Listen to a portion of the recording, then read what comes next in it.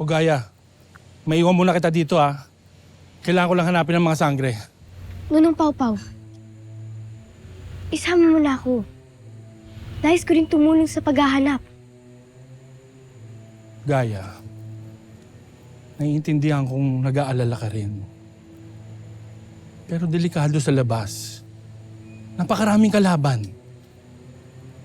Dito ka na lang muna sa bahay. Ha? Gaya. Gaya.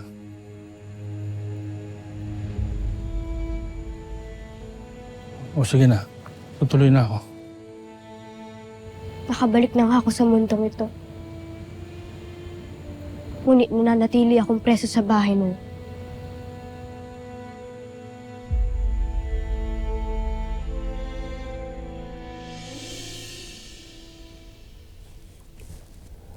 Mahal Lara, Daron, anong nangyari? paumanhin mahal Lara. Ngunit nabigo akong dalhin dito ang aking mga kalahi. Ang mas masamang balita ay umanib silang muli kay Metena. Pinapakita lamang nito kung gaano kahina ang bago mong tagapagpayo, Hara Armea. Kung ang katulad niya, yung kanyang mga kalahi, hindi nakinig at sumunod sa kanya. Gagawin pa ba natin to? Napatunayan na ni Daron ang kanyang talino at husay nung lumusob dito ang mga kalaban. Tila ang bilis mo naman makalimot, Pinunong Tabon. Sa katotohanan, wala siyang naiambag, kundi mga koro-koro na nagkataong nagkatotoo. Hindi ba't masyado mo naman yatang pinapaboran itong medalheng ito? Gayong wala naman talaga siyang dahilan upang gawin ang nakakatangi. Hara! Uy! Sisi, andito ba siya? Nasaan yung bagong tagapagpayo si Dara? Asan siya? Na-sight ko ba? Pogi ba?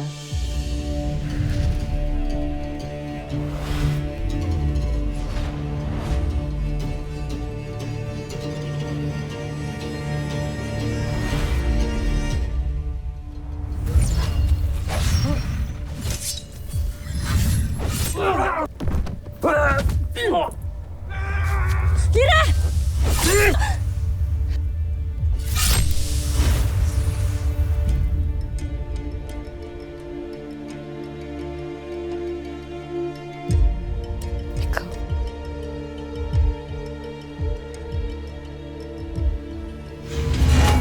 Lira! Ano yung ginagawa? Ang pasneyang ito ang pumatay sa akin, Armea. Hindi ako pwede magkamali. Hindi ko makakalimutan ang mukhang to. Siya ang umagaw sa buhay namin ni Mira. Daron, totoo ba ito? Ikaw ba ang pumaslang sa aking kapatid?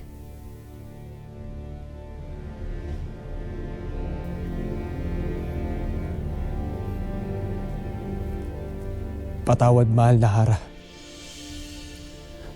Ngunit isa lamang akong kawal na sumusunod sa aming kera. Patawad.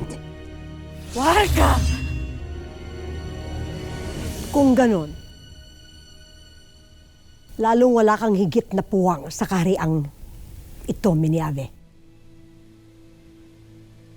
Lalong hindi siya nararapat na pagkatiwalaan. Lira, aking apoy.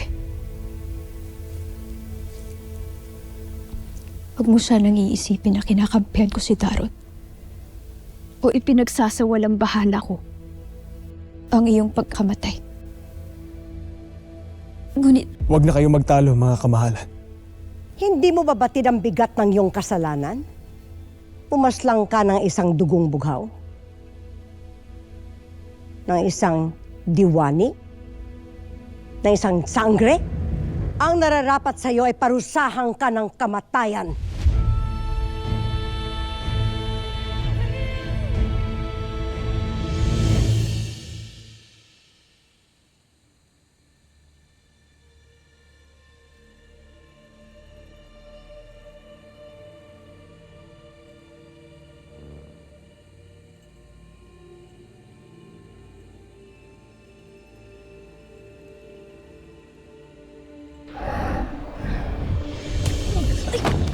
Iwan mo ako!